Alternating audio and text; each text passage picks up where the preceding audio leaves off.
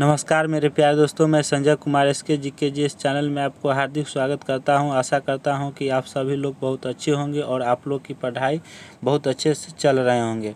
दोस्तों, आज हम लोग पढ़ने वाले हैं एसके झा सर का सामान्य विज्ञान साइंस का बुक पढ़ने वाले हैं मेरे प्यारे दोस्तों। जो ये पूरे ये जो है मार्केट में जब से आया है बुक, ये बुक जो तहलका मचा रखा है। तो प्लीज़ दोस्तों, इस बुक को आप अच्छे ढंग से शुरू से अंत तक ज़रूर से ज़रूर पढ़ें। और ये जो है अपडेटेड है, 2024 का बुक है, 2023-24 का है। तो प्लीज़ दोस्तों, आप इस बुक को पढ़ना ना भूलें और इस बुक को पढ़कर ही कोई भी एग्ज़ाम हो, रेलवे हो, बैंक हो, एसएससी हो, बिहार दरोगा हो, बीपीएस हो, यूपीएससी हो, बिहार पुलिस हो, फायरमैन हो, कोई भी हो, सभी एग्ज़ाम में, रेलवे आरपीएफ हो, एएलपी हो, रेलवे ग्रुप डी हो, जो भी एग्ज़ाम है सभी एग्ज़ाम में यहाँ से क्वेश्चन 100% क्वेश्चन 98-95 प्लस क्वेश्चन यहाँ से क्वेश्चन पूछा जाएगा, क्योंकि ये बुक जो है बहुत अच्छे से तैयार किया गया है। प्लीज़ दोस्तों, आप लोग इस बुक को पढ़िए। आज मैं इस बुक को सेकेंड पार्ट को पढ़ेंगे। फर्स्ट पार्ट को पढ़ा दिए हैं और सेकेंड पार्ट को पढ़ेंगे। तो प्लीज़ दोस्तों, अगर आप इस चैनल पर नए हैं तो प्लीज़ दोस्तों इस चैनल को सब्सक्राइब करके बेल आइकन घंटी को दबा के ऑल कर दीजिए, ताकि आपके पास पर डे नोटिफिकेशन पहुंच सके। तो चलिए मैं स्टार्ट करता हूं मेरे प्यारे दोस्तों। स्टार्ट करने से पहले मैं आपको कहना चाहता हूं मेरे प्यारे दोस्तों कि अगर ये वीडियो लॉन्ग बनेंगे तो आप लोग घबराइएगा नहीं, पेशेंस के साथ बने रहिएगा। एक बात और कहना चाहता हूं दोस्तों, मेरे कहना आप मानते हैं तो मैं कहूँगा कि आपको कोई भी एग्ज़ाम है तो इस बुक को शुरू से अंत तक पढ़कर ज़रूर से ज़रूर जाइएगा, ताकि आप लोग को एग्ज़ाम में कोई साइंस में कोई प्रॉब्लम ना हो। एकदम साइंस आप 100 में 95 प्लस क्वेश्चन मार सके। तो चलिए मेरे प्यारे दोस्तों, स्टार्ट करते हैं मेरे प्यारे दोस्तों। देखिए, एसके झा सर का है। किनका है? एसके झा सर का है। आरबीडी, ये नाम ही विश्वास है ना, ये नाम भी विश्वास है, साइंस है। तो सामान्य विज्ञान क्या है? सामान्य विज्ञान है, एसके झा सर का है। तो चलिए देखिए क्या है, फिजिक्स है, केमिस्ट्री है, बायोलॉजी है। तो सबसे ज़्यादा कहाँ से क्वेश्चन पूछा जाता है मेरे प्यारे दोस्तों? तो बायो से। कहाँ से? बायोलॉजी से। उसके बाद फिजिक्स से, केमिस्ट्री से। तो आप लोग यहाँ से देख लीजिए। चलिए आगे क्या है, railway, SSC, UPSC, state exam, UGC, NEET, JRF, शिक्षक, बीएड, अन्य सभी प्रतियोगिता परीक्षा के लिए उपयोगी है। डीएलएड जो करते हैं, बीएड कर रहे हैं, सभी लोग इस बुक को पढ़ सकते हैं अच्छे ढंग से। आप लोग यहाँ से पढ़ लीजिए, साइंस कंप्लीट हो जाएगा, साइंस में कोई प्रॉब्लम नहीं होगा। और बहुत बेस्ट बुक है, बहुत अच्छे हैं। एसके झा का जानवे करते हैं कि क्या है, बहुत मार्केट में अभी तहलका मचा रखे हैं। तो आगे है, थ्योरी है, इसमें पहले थ्योरी पढ़ाएंगे, उसके बाद प्रैक्टिकल एमसीक्यू है, उसके बाद विदाउट क्या है, विथ न्यूमेरिकल है, और उसके बाद क्या है, प्रीवियस क्वेश्चन है, प्रीवियस भी क्वेश्चन है इसमें दिया हुआ है। ठीक है, तो चलिए आगे चलिए, देख लिए एसके झा सर को, एसके झा सर हैं। तो चलिए स्टार्ट करते हैं। देखिए इसका विषय में थोड़ा देख लीजिए, ये क्या है, भौतिक विज्ञान का पूरा दिया हुआ है। और उसके बाद क्या है, रसायन विज्ञान है। बुक बहुत अच्छे हैं, आप लोग पढ़ते रहिए, आप लोगों के साथ में अच्छे अच्छे कंटेंट लाकर देंगे। तो चलिए, जीव विज्ञान है, क्या है, जीव विज्ञान है मेरे प्यारे दोस्तों। देखिए जीव विज्ञान, तो जीव विज्ञान परिचय स्टार्ट किए हैं। क्या परिचय में फर्स्ट पार्ट में जो है परिचय में थ्योरी पढ़ाए हैं। ऑब्जेक्टिव में 29 क्वेश्चन, 29 क्वेश्चन तक पढ़ाए थे। उसके बाद वीडियो जो है क्लोज होने के कारण नहीं पढ़ा पाए आगे। तो 29 क्वेश्चन के बाद जो क्वेश्चन है 30 क्वेश्चन नंबर 30 से आज स्टार्ट करने वाले हैं। ऑब्जेक्टिव बना देंगे, उसके बाद आपको फिर चलेंगे आगे कोशिका में, अगर कोशिका से स्टार्ट करेंगे। तो प्लीज़ दोस्तों चलिए स्टार्ट करते हैं, क्वेश्चन के ऊपर चलते हैं। तो चलिए मेरे प्यारे दोस्तों स्टार्ट करते हैं। क्वेश्चन के ऊपर जाने से पहले मैं आज मोटिवेशनल आप लोगों को मोटिवेशनल सुनाता हूँ। आज का मोटिवेशनल क्या है मेरे प्यारे दोस्तों? जीवन में सफलता पाने के लिए कड़ी मेहनत करना ज़रूरी है। जीवन में सफलता पाने के लिए कड़ी मेहनत करना ज़रूरी है। सफलता का कोई शॉर्टकट नहीं होता है। सफलता पाने के लिए कोई शॉर्टकट नहीं होता। अगर शॉर्टकट खोजिएगा तो सफलता नहीं मिल पाएगा। इसीलिए शॉर्टकट के चक्कर में नहीं रहिए। आप लॉन्ग वीडियो या लॉन्ग क्वेश्चन आप लोग अपना खुद मेहनत करिए। कहीं क्लास कर रहे हैं तो वहाँ 1 घंटा 2 घंटा करते हैं, घर पर 8 घंटा 10 घंटा 12 घंटा 14 घंटा भी पढ़िए, लेकिन पढ़िए न कि आप शॉर्टकट जाएँ। शॉर्टकट याद तो हो जाएगा लेकिन फिर बाद में भूल जाइएगा। इसलिए शॉर्टकट के चक्कर में मत रहिए। आप लॉन्ग पढ़िए तो आप लोग को जीवन भर याद रहेगा। तो चलिए मेरे प्यारे दोस्तों, आज का यही मोटिवेशनल है। तो पढ़ाई से रिलेटेड मोटिवेशनल मैं डेली बताता हूँ। तो चलिए क्वेश्चन के ऊपर चलता हूँ मेरे प्यारे दोस्तों। और इसी का इंग्लिश में है। कोई भी बच्चा इंग्लिश में अगर जानना चाहता है तो इंग्लिश में है। इट इज़ अ नेसेसरी, क्या है? It is necessary to work hard to get success in life. There is no shortcut to success. मतलब कोई शॉर्टकट नहीं है मेरे प्यारे दोस्तों। आप लोग मेहनत करिए, थ्योरी पढ़िए, है ना, तभी जाके आप कुछ समझ पाइएगा। शॉर्टकट के चक्कर में ज़िंदगी बर्बाद हो जाएगा। तो चलिए मेरे प्यारे दोस्तों डायरेक्ट क्वेश्चन पर आ गए हैं। तो आज का क्वेश्चन 29 मतलब 29 नंबर क्वेश्चन से स्टार्ट करने वाले हैं, क्योंकि 29 तक मैं पढ़ा चुके हैं। तो 29 नंबर तक मैं पढ़ा दिया हूँ। तो चलिए 29 से क्या करेंगे, स्टार्ट करेंगे। क्या है 29 नंबर क्वेश्चन? बायोसिस्टमैटिक्स का उद्देश्य क्या है? बायोसिस्टमैटिक्स का उद्देश्य क्या है?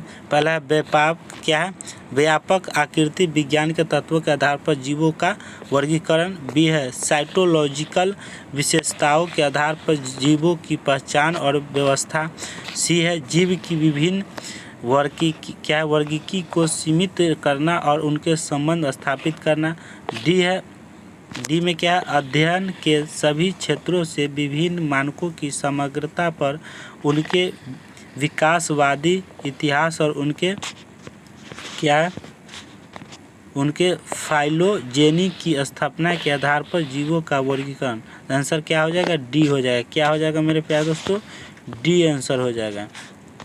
कौन सा? यही हो जाएगा आंसर। अध्ययन के सभी क्षेत्रों से विभिन्न मानकों की समग्रता पर उनके विकासवादी इतिहास और उनके फाइलोजेनी की स्थापना के आधार पर जीवों का वर्गीकरण। आंसर डी हो जाएगा। Next question 30 number. विभिन्न प्रकार के उत्तकों के अध्ययन को क्या कहा जाता है? विभिन्न प्रकार के उत्तकों के अध्ययन को क्या कहा जाता है? तो क्या कहा जाता है मेरे प्यारे दोस्तों? पहला है कोशिका जीवी विज्ञान। सेल्फ क्या है? फिजियोलॉजी। सी में है साइटोलॉजी। डी में है उत्तक विज्ञान। क्या आंसर हो जाएगा? डी उत्तक विज्ञान। Next question. फूलों के अध्ययन को कहते हैं, फूलों के अध्ययन को क्या कहते हैं? फ्रेनोलॉजी। ए में है फ्रेनोलॉजी। बी में है एंथोलॉजी। सी में है एग्रोएस्ट्रोलॉजी। डी में है पैलिनोलॉजी। तो क्या हो जाएगा आंसर? एंथोलॉजी। क्या हो जाएगा? एंथोलॉजी। बी हो जाएगा आंसर, एंथोलॉजी। चलिए आगे हैं 32 नंबर।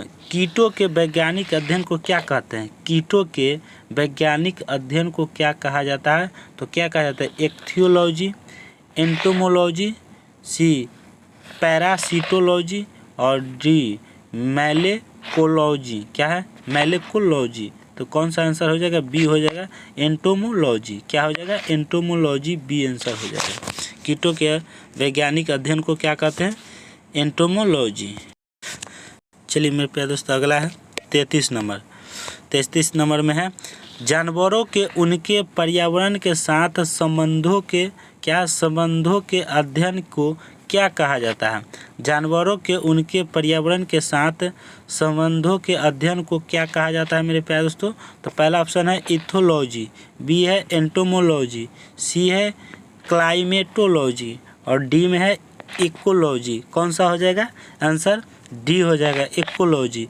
जानवरों के उनके पर्यावरण के साथ संबंधों का अध्ययन क्या कहलाता है? इकोलॉजी। क्या कहलाता है? इकोलॉजी। अगला क्वेश्चन आ जाइए 34 नंबर।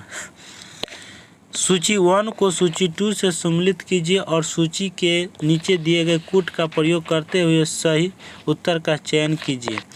सूची 1 सूची 2 है, ठीक है।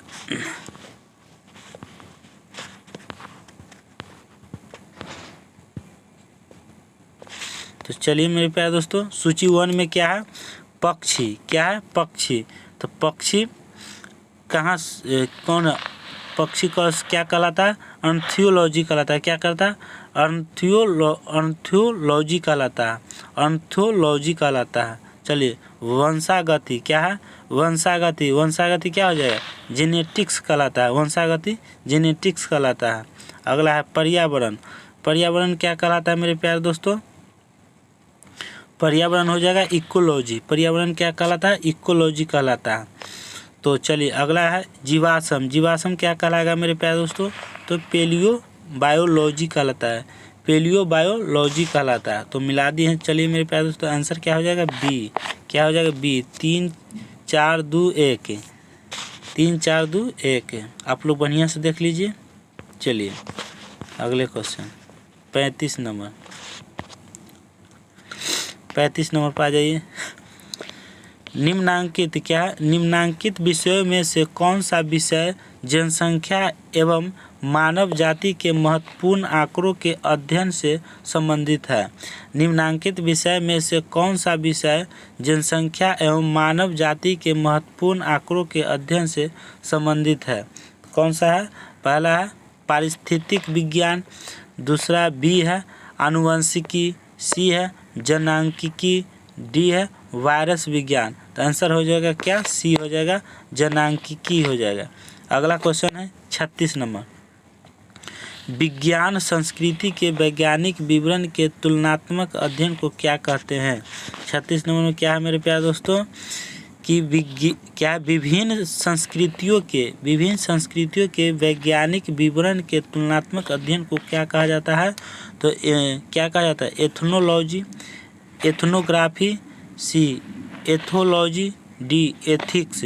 क्या कहेगा? एथनोलॉजी कहलाता है। ए ऑप्शन आंसर हो जाएगा ए। नेक्स्ट क्वेश्चन 37 नंबर में जंतु विज्ञान जूलॉजी अध्ययन करता है। जंतु विज्ञान अध्ययन करता है, किसका करता है? केवल जीवित जानवरों का करता है, केवल जीवित वनस्पतियों करता है, जीवित व मृत जानवरों दोनों को करता है और जीवित व मृत वनस्पति दोनों को करता है। तो किसको करता है? तो आंसर हो जाएगा, आंसर होगा सी। क्या होगा? जीवित और मृत जानवरों दोनों का करता है, दोनों का होता है। तो अगला क्वेश्चन, नेक्स्ट क्वेश्चन क्या है मेरे प्यारे दोस्तों? 38 नंबर 38। जैविक जगत में क्या है? जैविक जगत में होने वाले कार्य, गुण एवं पद्धति के अध्ययन के इस ज्ञान को मशीनी जगत में उपयोग करने को क्या कहते हैं? जैविक जगत में होने वाले कार्य, गुण, पद्धति के अध्ययन के इस ज्ञान को मशीनी जगत में उपयोग करने को क्या कहते हैं? क्या कहते हैं? तो ऑप्शन ए में है बायोनिक्स, बी में है बायोनिमिक्स, बायोनोमिक्स। क्या है? बायोनोमिक्स।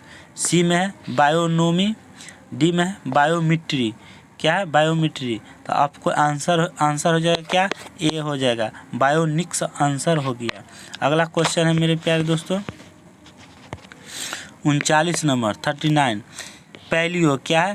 पैलियो वनस्पति के अंतर्गत अध्ययन करते हैं। पैलियो जो है वनस्पति के अंतर्गत अध्ययन करते हैं। ऑप्शन ए जंतु जीवाश्म का, बी शैवाल का, डी सी फफूंदी का और डी इनमें से कोई नहीं। तो आंसर क्या हो जाएगा? पैलियो वनस्पति के अंतर्गत अध्ययन करते हैं, इनमें से कोई नहीं, इसमें कोई ऑप्शन नहीं है। नेक्स्ट क्वेश्चन है 40 नंबर। निम्नलिखित युग्मों में से कौन सम्मिलित नहीं है? क्या है? निम्नलिखित युग्मों में से कौन सम्मिलित नहीं है? तो क्या हो जाएगा आंसर मेरे प्यारे दोस्तों? सम्मिलित नहीं है। क्या हो जाएगा मेरे प्यारे दोस्तों? निम्नलिखित युग्मों में से कौन सम्मिलित नहीं है? तो एपीकल्चर शहद की मक्खी है, ये सम्मिलित है। सेरीकल्चर सिल्क वर्म है, ये भी सही है, सम्मिलित नहीं है। पीसीकल्चर लाख का कीड़ा है, नहीं गलत है। पीसीकल्चर लाख का कीड़ा है। और हॉर्टिकल्चर फूल का अध्ययन किया जाता है, हॉर्टिकल्चर, तो ये भी सही है, ये भी सही है, ये भी सही, लेकिन ये क्या गलत है। तो आंसर क्या हो जाएगा? सी हो जाएगा। क्या हो जाएगा? C. Next question. Next question है 41 क्या है? जेरोंटोलॉजी। क्या है? जेरोंटोलॉजी निम्नलिखित में से किसके अध्ययन से संबंधित है? जेरोंटोलॉजी क्या है? जेरोंटोलॉजी निम्नलिखित में से किसके अध्ययन से संबंधित है? तो क्या है? ऑप्शन है शिशु, है ना, किसके अध्ययन से? तो शिशु, महिलाएं, त्वचा की बीमारी और वृद्ध। क्या हो जाएगा आंसर? वृद्ध, डी हो जाएगा आंसर। अगला क्वेश्चन क्या है मेरे प्यारे दोस्तों? 42 में है क्या? लेक्सिकोग्राफी का संबंध है। लेक्सिकोग्राफी का संबंध है किससे? मानव शरीर की संरचना से, बी शब्दकोश के संयोजन से, और डी गुप्त लिखावट से, डी चित्र और मॉडल के द्वारा पढ़ने से। तो आंसर क्या हो जाएगा? आंसर होगा बी शब्दकोश के संयोजन से आंसर होगा। नेक्स्ट क्वेश्चन आ जाइए 43 सब्जी के लिए काम आने वाले पौधों के अध्ययन को क्या कहते हैं? सब्जी के लिए काम आने वाले पौधों के अध्ययन को क्या कहते हैं? तो क्या कहा जाता है मेरे प्यारे दोस्तों? तो ऑप्शन ए है क्या है? फ्लोरिकल्चर, बी है पोमोलॉजी, डी है हॉर्टिकल्चर, डी है सी है हॉर्टिकल्चर, डी है ओलरीकल्चर। क्या है? ओलरीकल्चर। तो आंसर हो जाएगा डी ओलरीकल्चर। नेक्स्ट क्वेश्चन 44 मतलब 44 है। रेशम कीट पालन को क्या कहते हैं? रेशम कीट पालन को क्या कहते हैं? तो ऑप्शन ए में है एपीकल्चर, बी में है हॉर्टिकल्चर, सी में है सेरीकल्चर, डी में है फ्लोरिकल्चर। तो क्या आंसर हो जाएगा मेरे प्यारे दोस्तों? तो सी हो जाएगा सेरीकल्चर। क्या हो जाएगा? सेरीकल्चर। नेक्स्ट क्वेश्चन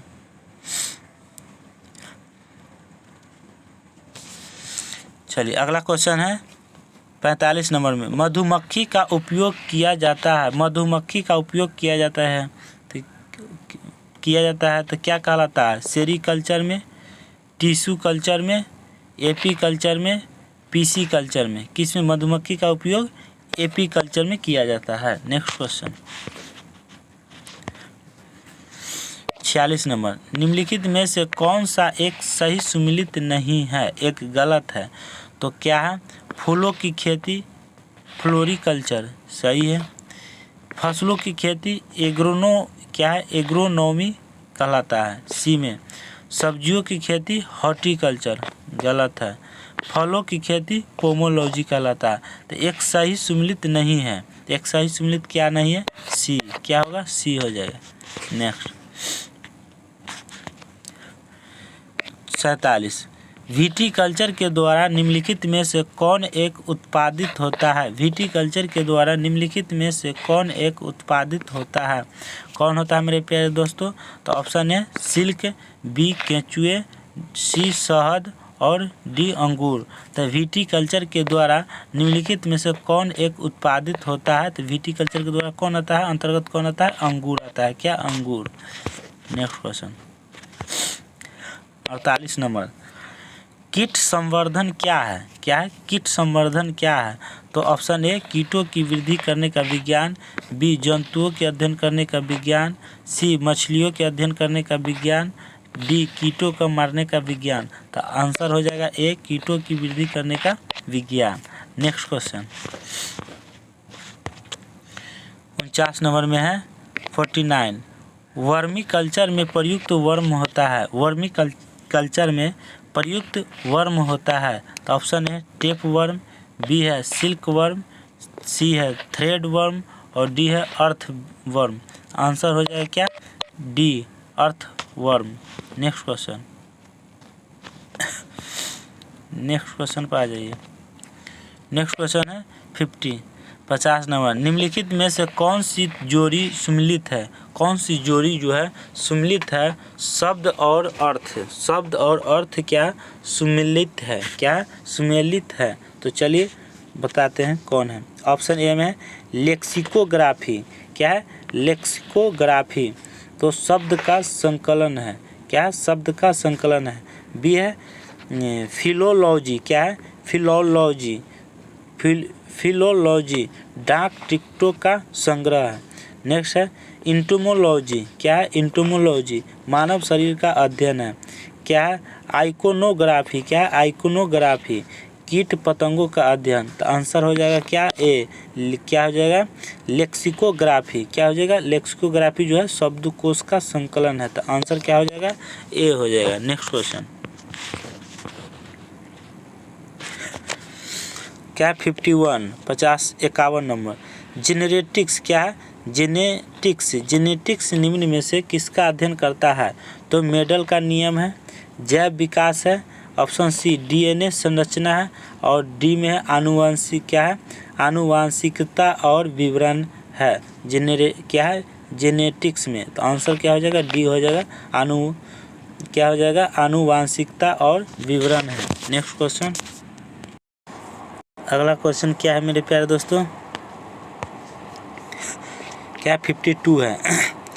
वृद्धावस्था। क्या है? वृद्धावस्था एवं काल। क्या है? वृद्धावस्था एवं काल प्रभाव के विषय में ज्ञान प्राप्त करने की विद्या को क्या कहते हैं? वृद्धावस्था एवं काल प्रभाव के विषय में ज्ञान प्राप्त करने की विद्या को क्या कहते हैं? क्या कहा जाता है? ऑप्शन है क्या कहा जाता है? ऑन्कोलॉजी। बी हो गया जेरेंटोलॉजी। सी हो गया टेरोटोलॉजी। क्या हो जाएगा? टेराटोलॉजी। डी हो गया ऑन्थियोलॉजी। क्या कहलाएगा? ऑन्थियोलॉजी। तो आंसर हो जाएगा बी। क्या हो जाएगा? बी हो जाएगा जेरेंटोलॉजी। नेक्स्ट क्वेश्चन है 53 नंबर में। जीर्ण। क्या है? जीर्ण वृद्ध होने की प्रक्रिया के अध्ययन को क्या कहते हैं? ऑप्शन ए जेरेंटोलॉजी कहते हैं, बी एंथ्रोनोलॉजी कहते हैं और सी में क्या है मेरे प्यारे दोस्तों? एंथ्रोपोलॉजी कहलाता है। डी में थैनेंटोलॉजी। क्या है? थैनेंटोलॉजी। आंसर हो जाएगा ए। क्या हो जाएगा? जेरेंटोलॉजी कहलाता है। नेक्स्ट क्वेश्चन 54 में है 54। फिलाटेलिस्ट। क्या है? फिलाटेलिस्ट क्या करता है? फिलाटेलिस्ट क्या कहलाता है? ए सिक्के जमा करता है। क्या? सिक्के जमा करता है। बी डाक टिकट जमा करता है। सी पक्षियों की तस्वीरों जमा करता है। डी पंख जमा करता है। तो आंसर क्या हो जाएगा? बी हो जाएगा डाक टिकट जमा करता है। कौन? फिलाटेलिस्ट। Next question 55। निम्न में से बेमेल को ज्ञात कीजिए। क्या करना है? बेमेल को ज्ञात करना है। तो ऑप्शन ए में है फिजियोलॉजी। क्या है? फिजियोलॉजी। बी में है साइकोलॉजी। सी में है पैथोलॉजी। डी में है बैक्टीरियोलॉजी। तो आंसर क्या हो जाएगा? बी साइकोलॉजी हो जाएगा। क्या हो जाएगा? साइकोलॉजी कहलाता है। नेक्स्ट 56। विज्ञान की वह शाखा जिसके अंतर्गत जीव जंतु व पेड़ पौधों का अध्ययन किया जाता है। विज्ञान की वह शाखा जिसके अंतर्गत जीव जंतु व पेड़ पौधों का अध्ययन किया जाता है क्या कहलाता है? तो ऑप्शन ए में है जीव विज्ञान कहलाता है, बी में है वनस्पति विज्ञान कहलाता है, सी में है जंतु विज्ञान कहलाता है, डी में इनमें से कोई नहीं। तो आंसर क्या हो जाएगा? ए। क्या हो जाएगा? जीव विज्ञान कहलाता है। नेक्स्ट क्वेश्चन 57 भारतीय पारिस्थितिकी का जनक किसे कहा जाता है? भारतीय पारिस्थितिकी का जनक किसे कहा जाता है? तो option A doctor Verghese Kurien को कहा जाता है, बी डॉक्टर नॉर्मन बोरलॉग को कहा जाता है, सी रामदेव मिश्रा को कहा जाता है, डी डॉक्टर सलीम अली को कहा जाता है। तो आंसर क्या हो जाएगा? सी रामदेव मिश्रा को कहा जाता है। नेक्स्ट क्वेश्चन पर आ जाइए। 58 क्या है? 58 में पेडोलॉजी क्या है? पेडोलॉजी निम्न वैज्ञानिक अध्ययन से संबंधित है। पेडोलॉजी जो है कौन सा वैज्ञानिक अध्ययन से संबंधित है? ऑप्शन ए वायुमंडल से संबंधित है, बी मिट्टी से संबंधित है, सी प्रदूषण से संबंधित है, डी बीज से संबंधित है। आंसर क्या हो जाएगा? बी मिट्टी से संबंधित है पेडोलॉजी। नेक्स्ट क्वेश्चन है 59 क्या है? 59 क्वेश्चन नंबर 59 59 अस्थियों का अध्ययन विज्ञान की किस शाखा के अंतर्गत किया जाता है? अस्थियों का अध्ययन किसका? अस्थियों का अध्ययन विज्ञान की किस शाखा के अंतर्गत किया जाता है? तो ऑप्शन ए क्या है? ऑस्टियोलॉजी, बी ओरोलॉजी, सी सोरोलॉजी, क्या सेरोलॉजी, डी जियोलॉजी। आंसर क्या हो जाएगा? ए क्या हो जाएगा? ऑस्टियोलॉजी। क्या हो जाएगा? ऑस्टियोलॉजी। नेक्स्ट क्वेश्चन 60 नंबर क्या है? 60 क्या है? अगला क्वेश्चन क्या है मेरे प्यारे दोस्तों? क्या है? हिस्टोरिया प्लांटर्म। हिस्टोरिया प्लांटर्म पुस्तक के लेखक कौन है? हिस्टोरिया प्लांटर्म पुस्तक के लेखक कौन है? तो ऑप्शन है अरस्तु, बी है थियोफ्रेस्टस, डी है सी है हिपोक्रेटस, डी है डार्विन। तो ऑप्शन है बी हो जाएगा थियोफ्रेस्टस आंसर हो जाएगा। नेक्स्ट क्वेश्चन क्या है मेरे प्यारे दोस्तों? 61 क्या है? स्पर्मोलॉजी क्या है? स्पर्मोलॉजी में किसका अध्ययन किया जाता है? स्पर्मोलॉजी में किसका अध्ययन किया जाता है? बीज की, ए बी पत्ती की, सी फल की, डी परागकण की। आंसर हो जाएगा बी की। स्पर्मोलॉजी में किसका अध्ययन किया जाता है? तो बीज का अध्ययन किया जाता है। नेक्स्ट क्वेश्चन है 62 पीडोलॉजी क्या है? पीडोलॉजी में अध्ययन किया जाता है। पीडोलॉजी में किसका अध्ययन किया जाता है? तो पादप रोगों का, भूमि का, प्रदूषण का, चट्टानों का। बी हो जाएगा भूमि का अध्ययन किया जाता है पीडोलॉजी में। नेक्स्ट क्वेश्चन 63 टीकाकरण के जनक कौन है? टीकाकरण के जनक कौन है? तो ऑप्शन ए में है लैंड स्टीनर, बी है एडवर्ड जेनर, सी है रॉबर्ट कोच, डी है बेंटिंग। तो आंसर क्या हो जाएगा? बी हो जाएगा एडवर्ड जेनर हो जाएगा। 64 क्या है? जीवाणु विज्ञान का जनक किसे कहते हैं? जीवाणु विज्ञान का जनक किसे कहते हैं? तो ऑप्शन ए में है जॉन ई साल्क को कहते हैं, ल्यूवेन हॉक को कहा जाता है, रॉबर्ट कोच को कहा जाता है, इवानोवस्की को कहा जाता है। तो किसको कहा जाता है? तो इसमें कौन सा आंसर हो जाएगा? तो बी हो जाएगा। क्या हो जाएगा? ल्यूवेन हॉक को कहा जाता है। जीवाणु विज्ञान का जनक किसको कहा जाता है? ल्यूवेन हॉक को कहा जाता है। नेक्स्ट क्वेश्चन सभी भी क्वेश्चन इंपॉर्टेंट है, आप लोग याद करते चलिए अगला क्वेश्चन क्या है? 65 है। आधुनिक वर्गीकरण के पिता कौन है? आधुनिक वर्गीकरण के पिता कौन है? ऑप्शन ए में है विलियम गॉड है, बी में है कैरोलस लिनियस है, सी है डॉक्टर एस स्वामीनाथन है, डी है इनमें से कोई नहीं। आंसर क्या हो जाएगा? बी हो जाएगा। कैरोलस लिनियस जो है आधुनिक वर्गीकरण के पिता कहलाता है। नेक्स्ट क्वेश्चन अगला है 66 लिनियस ने जीवधारियों को कितने भागों में बांटा है? लिनियस ने जीवधारियों को कितने भागों में बांटा है? Option A 3, B 2, C 4, D 6। तो किस में हो जाएगा? लिनियस ने जीवधारियों को कितने भागों में बांटा है? जीवधारियों को कितने भाग में बांटा है? तो 2 भाग में बांटा है। बी आंसर हो जाएगा। नेक्स्ट क्वेश्चन 67 क्या है? व्हीटेकर ने जीवधारियों को कितने भागों में वर्गीकृत किया है? कितने भागों में वर्गीकृत किया है? तो ए 3, बी 5, सी 4, डी 2, ए 3, बी 5, एस 4, डी 2। कितने भागों में? तो बी 5 भाग में किया है। Next question 68 number, Carolus Linnaeus ने जीवों की द्विनाम पत्ती को कब प्रचलित किया है? कैरोलस लिनियस ने जीवों की द्विनाम पत्ती को कब प्रचलित किया है? तो ऑप्शन ए में हो जाएगा 1653 ईस्वी में, बी में हो जाएगा 1953 ईस्वी में, सी हो गया 1753, डी हो गया 1853। आंसर हो जाएगा 1753 ईस्वी में क्या है, कैरोलस लिनियस ने जीवों की द्विनाम पत्ती क्या किया है, को कब प्रचलित किया है? तो कब किया है? तो 1753 में। नेक्स्ट क्वेश्चन 69, जीव विज्ञान के जनक फादर्स ऑफ बायोलॉजी के नाम से जाने जाते हैं। कौन जाने जाते हैं? अरस्तु, बी डार्विन, सी लैमार्क, डी पुरकिंजे। तो जीव विज्ञान के जनक कौन है? अरस्तु है। फादर्स ऑफ बायोलॉजी अरस्तु को कहा जाता है। नेक्स्ट क्वेश्चन क्या है मेरे प्यारे दोस्तों? 70 नंबर, पराग कणों क्या है? पराग कणों का अध्ययन कहलाता है। पराग कणों का अध्ययन क्या कहलाता है मेरे प्यारे दोस्तों? तो पोमोलॉजी कहलाता है, पैलिनोलॉजी कहलाता है, पैलिनोलॉजी, सी में फाइकोलॉजी, डी में माइकोलॉजी। आंसर हो जाएगा बी, क्या हो जाएगा? पैलिनोलॉजी कहलाता है पराग कणों का अध्ययन। नेक्स्ट क्वेश्चन 71 नंबर 71, सर्पों के विषय में जानकारी प्राप्त करना क्या कहलाता है? सर्पों के विषय में जानकारी प्राप्त करना क्या कहलाता है? तो सर्पेटोलॉजी कहलाता है। क्या कहलाता है? ऑर्निथोलॉजी कहलाता है, ऑर्थोलॉजी कहलाता है, और हर्पटोलॉजी कहलाता है, इक्थियोलॉजी। इसमें से कौन सा हो जाएगा?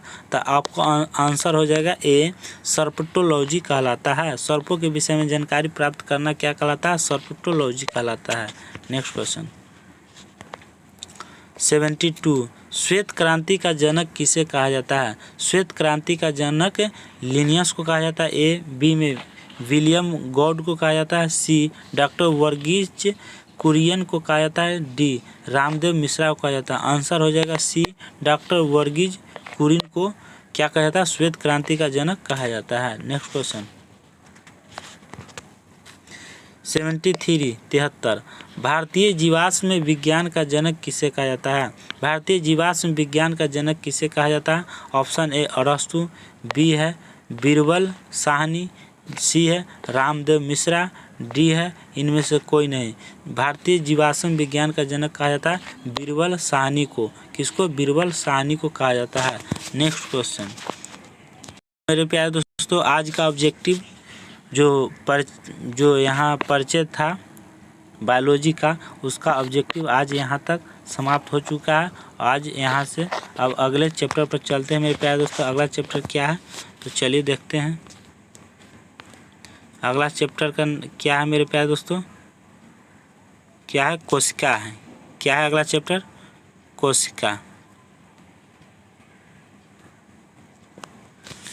अगला सेकेंड चैप्टर क्या है मेरे प्यारे दोस्त? सेकेंड चैप्टर क्या है? कोशिका। कोशिका को इंग्लिश में क्या कहते हैं? सेल। क्या? सेल। तो चलिए स्टार्ट करने वाले हैं कोशिका सेल से। ठीक है, चलिए।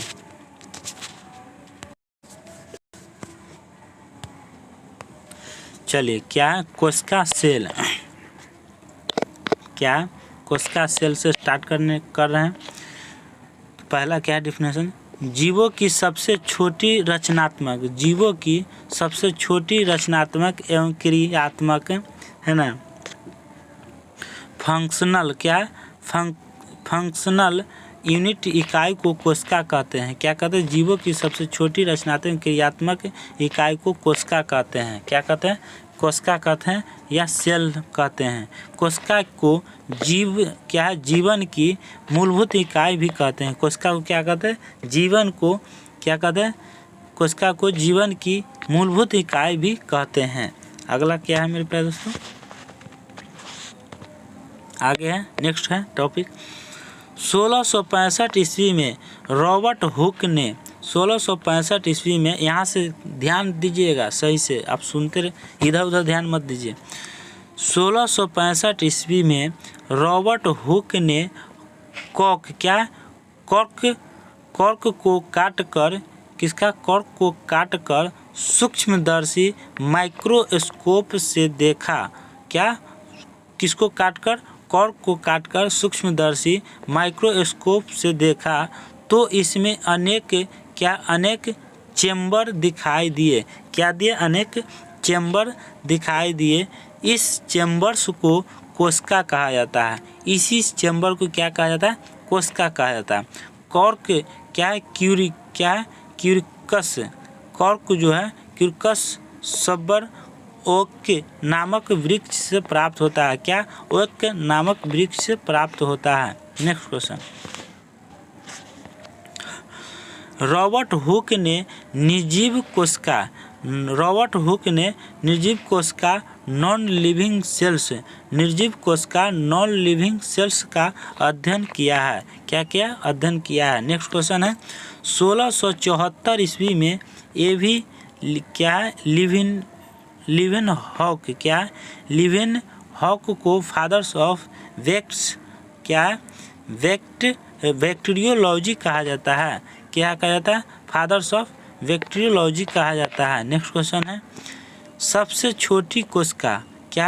छोटी कोशिका माइकोप्लाज्मा है। क्या है? माइकोप्लाज्मा गैलोसेप्टिसियम। क्या है? गैलोसेप्टिसियम नामक जीवाणु है। सबसे छोटी कोशिका माइकोप्लाज्मा गैलोसेप्टिसियम नामक जीवाणु है, जिससे क्या कहा जाता है?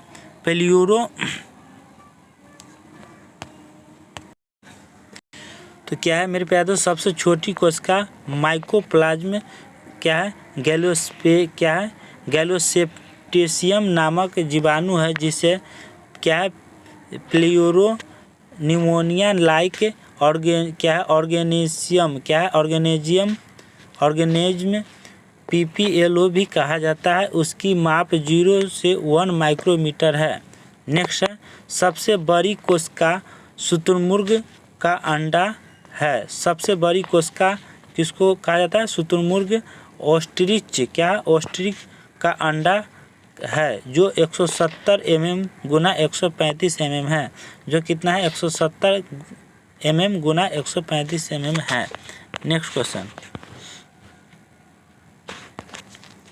अगला है, मनुष्य में सबसे लंबी कोशिका तंत्रिका कोशिका है। क्या है? न्यूरॉन है। क्या? न्यूरॉन को कहा जाता है। मनुष्य में सबसे लंबी कोशिका तंत्रिका कोशिका को कहा जाता है। नेक्स्ट क्वेश्चन, मानव शरीर की सबसे बड़ी कोशिका अंडाणु है। मानव शरीर की सबसे बड़ी कोशिका अंडाणु है। क्या? अंडाणु कहलाता है। नेक्स्ट क्वेश्चन है, दो जर्मन वैज्ञानिक क्या? अगला क्वेश्चन क्या है मेरे प्यारे दोस्तों? दो जर्मन वैज्ञानिक क्या है? सचुआन और 1839 में एवं सचलिंडन 1838 ने कोशिका सिद्धांत सेल्स थ्योरी प्रस्तुत किया है। नेक्स्ट क्वेश्चन, सचुआन प्राणी शास्त्री एवं सचलिंडन वनस्पति शास्त्री थे। उन्होंने कोशिका सिद्धांत सेल्स थ्योरी इस प्रकार दिया है। किस प्रकार दिया? सभी जीव कोशिकाओं के बने होते हैं। सभी जीव जो है कोशिकाओं के बने होते हैं और प्रत्येक जीव की उत्पत्ति एक कोशिका से होती है। नेक्स्ट है, प्रत्येक कोशिका स्वतंत्र है किंतु सभी पर मिलकर किसी कार्य को संपन्न करते हैं। नेक्स्ट है, प्रत्येक कोशिका में केंद्रक होता है। प्रत्येक कोशिका में क्या होता है? केंद्रक होता है,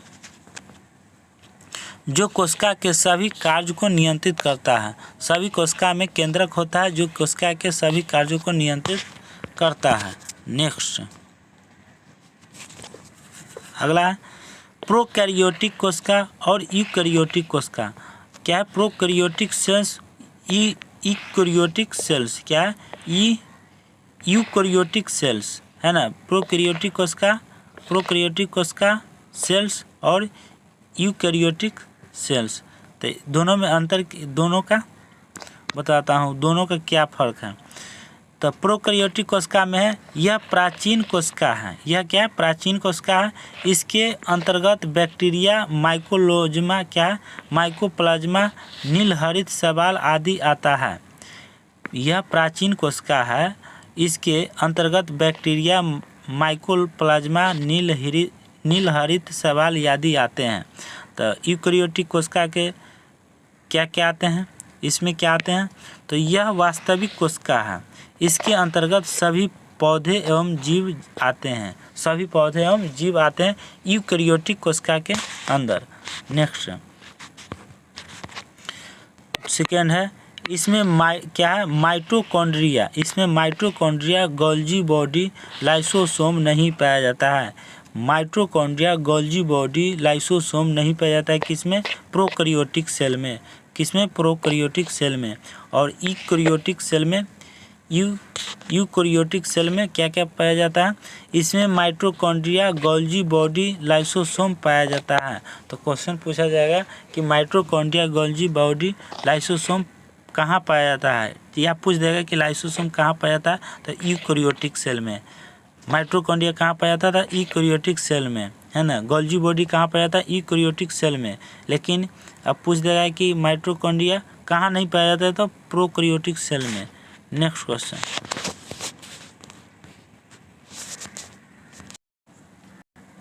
नेक्स्ट क्वेश्चन है, इसमें प्रोकैरियोटिक सेल में है, इसमें राइबोसोम 70S प्रकार का राइबोसोम होता है। किसमें? प्रोकैरियोटिक सेल में। और यूकेरियोटिक सेल में क्या होता है? राइबोसोम 80 प्रकार का होता है। प्रोकैरियोटिक सेल में राइबोसोम क्या है? 70 प्रकार का होता है। लेकिन यूकेरियोटिक सेल में 80 प्रकार का होता है। 10 बढ़ा हुआ है यूकेरियोटिक सेल में। डीएनए गोलाकार होता है एवं एकल सूत्र में होता है। कौन? प्रोकैरियोटिक सेल में। क्या? प्रोकैरियोटिक सेल में क्या है मेरे प्यारे दोस्तों? यहाँ तक हो गया है। डीएनए गोलाकार होता है एवं एकल सूत्र में होता है। क्या होता है? प्रोकैरियोटिक सेल में। यूकेरियोटिक सेल में डीएनए सीढ़ीनुमा, क्या? सीढ़ीनुमा संरचना में होता है एवं पूर्ण रूप से विकसित होता है। अगला, केंद्रक नहीं होता है। प्रोकैरियोटिक सेल में केंद्रक नहीं होता है और यूकेरियोटिक सेल में केंद्रिका पाई जाती है। दोस्तों आज का क्लास यहीं तक लेंगे, क्योंकि देख रहे हैं कि और कहीं बगल में शादी है, तो देख रहे हैं गीत हो रहा है, तो प्रॉब्लम हो रहा है, वीडियो बनाने में प्रॉब्लम हो रहा है। देख रहे हैं कि गीत हो रहा है। तो आज का क्लास यहीं तक। अब कल के लिए कोशिका पढ़ाएंगे, तो आप लोग तैयारी रहिएगा सेल्स कोशिका पढ़ने के लिए। तो चलते हैं मेरे प्यारे दोस्तों, आज की क्लास यहीं तक। अब कल के लिए रेडी रहिएगा। कल कंप्लीट कर देंगे इस कोशिका सेल को, कल ख़त्म कर देंगे। देख रहे हैं कि बगल में आपको साउंड आ रहा होगा गीत का। तो मेरे प्यारे दोस्तों आज नहीं बना पाए, तो आप लोग माफ़ कीजिएगा हमको, ताकि मैं परेशान हूँ। देख रहे हैं कि गीत हो रहा है, कुछ देर बंद था इसलिए मैं बना दिया। अगर बंद नहीं रहता तो आज क्लास नहीं हो पाता। ऐसे प्रयास करेंगे, अगर समय मिलेगा तो बना भी सकते हैं आज वीडियो। तो चलिए मेरे प्यारे दोस्तों, आज का क्लास यहीं तक। कल के लिए आप लोग रेडी रहिए, इस चैनल पर बने रहिए। जय हिंद, जय भारत। थैंक यू दोस्तों।